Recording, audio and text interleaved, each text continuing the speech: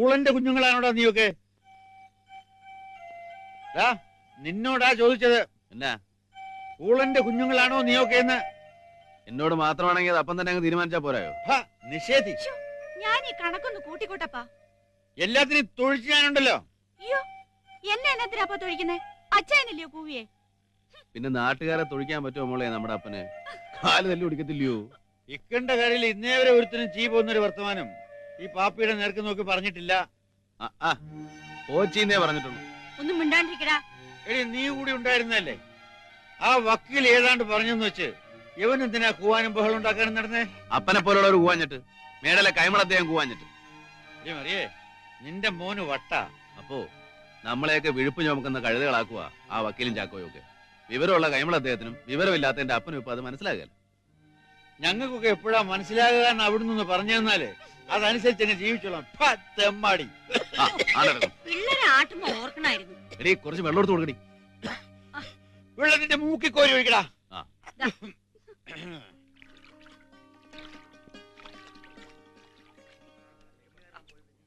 പന്നി പെറ്റുകൂട്ടുന്ന മാതിരി യുവമാരുടെ എണ്ണം അങ്ങ് കൂടുവാണല്ലേ മോനെ? ചാക്കോയുടെ കൃഷിക്ക് കൊണ്ടുവന്നതാണോ പാപ്പി യുവമാരെ? പാടത്തെ കൃഷിക്കല്ല, നാട്ടുകാരെ കൃഷി ചെയ്യാൻ. പാപ്പി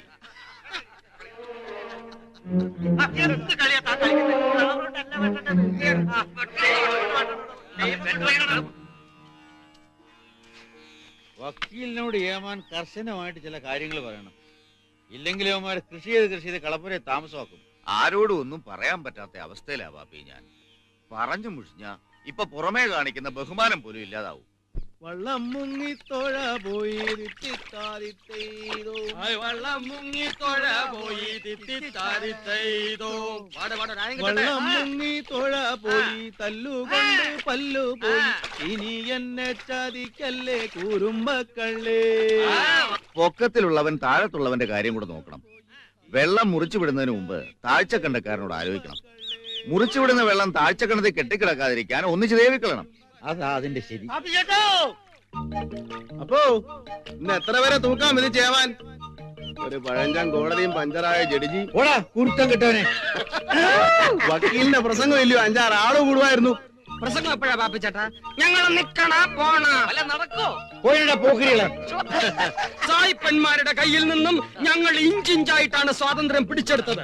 ആദ്യത്തെ ഇഞ്ചിന് പീരങ്കി, രണ്ടാമത്തെ ഇഞ്ചിന് ബോംബ്, വീണ്ടും പീരങ്കി, വീണ്ടും ബോംബ്, അങ്ങനെ ഇഞ്ചിഞ്ചായിട്ട് അടിവെച്ച് ഇങ്ങനെ അളന്നു പറയാതെ കയ്യിലും കൊണ്ടാണോ യവന്മാർ സ്വാതന്ത്ര്യം വായിക്കാൻ പോയത്?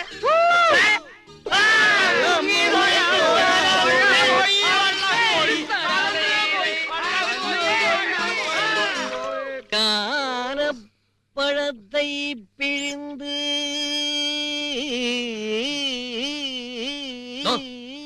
നിർത്തടോ. കൊറേ നേരമായല്ലോ ഈ ഞാനപ്പഴത്തെ പിഴിന്ന്. പിഴിയാൻ അത്രയ്ക്ക് കൊതിയാണ് 5-6 നാരങ്ങ മേടിച്ചു തരാം. പിഴി. എന്തിനും നാരങ്ങ? ഡാൻസ് സ്കൂളിൽ പിള്ളേരില്ലേ കാശിന് വേണ്ടി ശരിക്ക് പിഴിയുന്നുണ്ടല്ലോ.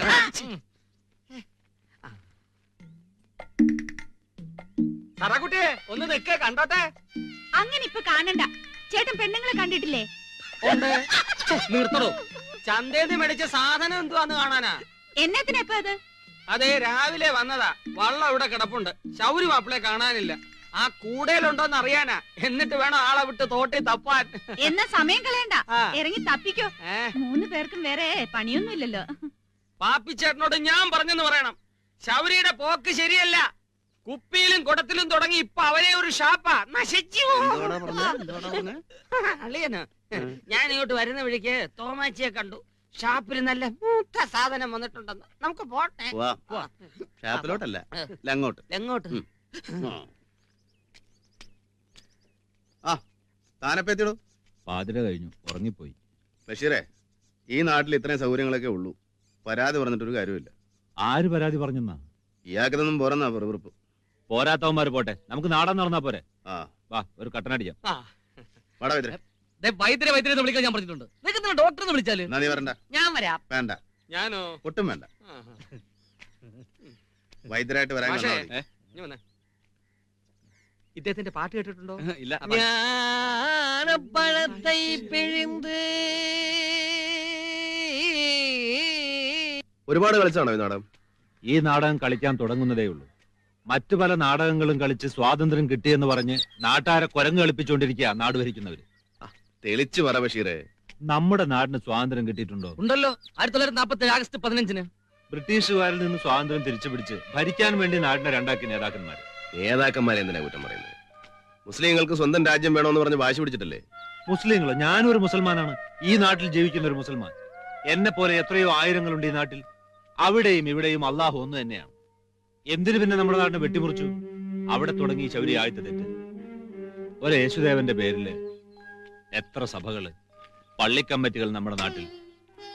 ഓരോ ദേവസ്വങ്ങൾക്കായി നാട് പങ്കിട്ട് കൊടുത്താൽ നശിച്ച് നാനാവിധമാവില്ലേ നമ്മുടെ നാട്? ദൈവങ്ങളല്ല ഇതൊന്നും ചെയ്യുന്നത്, നമ്മൾ തന്നെ. നമ്മളെന്ന് വെച്ചാ നമ്മൾ വോട്ട് ചെയ്ത് നിരത്തിയിട്ടിരിക്കുന്ന ഭരണക്കസേരയിൽ കയറിയിരുന്ന് കുറെ കള്ളപ്പണക്കാർക്ക് വേണ്ടി നമ്മളെ ഭരിച്ചു രസിക്കുന്ന രാഷ്ട്രീയക്കാര്. താനീ പറയുന്നതും ഭരിക്കാൻ വേണ്ടിയുള്ള രാഷ്ട്രീയമല്ലേ? സമ്മതിച്ചു, നന്നായി ഭരിക്കാൻ വേണ്ടി. നാടിന്റെ സ്വാതന്ത്ര്യവും നാട്ടുകാരുടെ സ്വാതന്ത്ര്യവും രണ്ടും രണ്ടല്ല. നാട്ടുകാർക്ക് സ്വാതന്ത്ര്യം കിട്ടാതെ നാടിന് സ്വാതന്ത്ര്യം കിട്ടിയെന്ന് പറയുന്നത് എന്നാ വിവരക്കേടാ. നമ്മുടെ ഈ ആയിരപ്പുറ പാടശേഖരത്തിന്റെ കാര്യം തന്നെ എടുക്കാം. കഴിഞ്ഞ 2ാം കൃഷി വരെ ഒന്നിച്ച് കൃഷി ചെയ്തിരുന്നാണേ. മേടയിലെ പാടമാണേലും ചെലവ് കഴിഞ്ഞ ആദായം എല്ലാവർക്കും ന്യായമായിട്ട് വിധിച്ചു വന്നിരുന്നു കൈമൾ അദ്ദേഹം, ഇല്ലയോ? എന്നാ ഈ വക്കീലിങ്ങോട്ട് കെട്ടിയെടുത്തത് ഞാനൻ. ആയൊക്കെ എന്നാ കൃഷി അറിഞ്ഞിട്ടാ? പട്ടണത്തിൽ കേസില്ല വക്കീലായപ്പം കോട്ട് മടക്കി പെട്ടി വെച്ച് കതറൂട്ടുണ്ട് ഇങ്ങോട്ട് പോന്നു. നാട്ടുകാരെ സ്വാതന്ത്ര്യം പുഴുങ്ങി ഊട്ടാൻ നിറച്ചുണ്ട എല്ലാരും.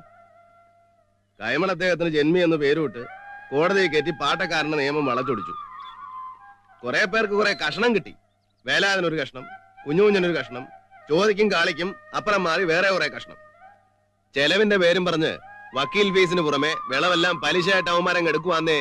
ചേറുവരെ തിന്നാൻ പറ്റുമോ? പാടം തുണ്ടുണ്ടാക്കി കൃഷി നശിക്കുക. ഈ കണക്കിന് പോയാൽ 4-5 കൃഷി കൂടി കഴിയുമ്പം കഷണം കെട്ടിയവരെല്ലാം മുദ്രപത്രം കെട്ടിപ്പിടിച്ചോണ്ടിരിക്കേണ്ടി വരും. ഉണ്ണാൻ നെല്ലിന് 4 നീള് ഇറങ്ങി വയറ്റ് തളിച്ച് പാടേണ്ടിയും വരും. ഇപ്പൊ എന്നാ ഒരു വഴി? 2 വഴിയുണ്ട്. ഒന്ന്, വക്കീലിൽ ഇതെല്ലാം കൂടെ പണയം വെച്ചിട്ട് അയാളുടെ കോട്ടിലെ മൂട്ടയായിട്ട് ചോര കുടിച്ച് ജീവിക്കുക. അതല്ലെങ്കിൽ പഴയതുപോലെ കൃഷി ചെയ്ത് എല്ലാവർക്കും കൂടെ സുഖമായിട്ട് ജീവിക്കുക. കൃഷി ചെയ്യുന്ന ഭൂമി കൃഷിക്കാർക്കുള്ളതാ. അത് തിരിച്ചു തന്നില്ലെങ്കിൽ ഒറ്റക്കെട്ടായിട്ടൊന്ന് ചോദിച്ചു വാങ്ങിക്കണം. ശൗര്യ ഇതിന്റെ എല്ലാം പിന്നിൽ. ഇവൻ എന്നാത്തിനായി ആവശ്യമില്ലാത്തത് പറഞ്ഞു നടക്കുന്നേ? തോന്യാസയെ കാണിക്കൂന്ന് വെച്ചാ ഞാൻ എന്നാ ചെയ്യാ അമ്മാനെ? ഞാൻ പറഞ്ഞു പറയിപ്പിച്ചാന്നേ അയാള് പറയത്തുള്ളൂ. അത് നേരെ അമ്മാനെ. എന്റെ അളിയനല്ലയോ, ഇവള് കയറി ചെല്ലേണ്ട വീടല്ലയോ അത്? എന്നാ പറ്റിയച്ചാ? എന്നാ പറയാനാ കുഞ്ഞെ? ഇന്ന് അദ്ദേഹത്തിന്റെ പാട കമ്മിറ്റി ഉണ്ടായിരുന്നു, ശൗര്യ അദ്ദേഹത്തിന്റെ.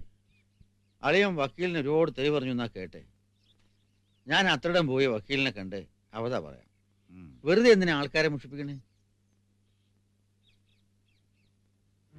വരുന്നു വരുന്നു വരുന്നു.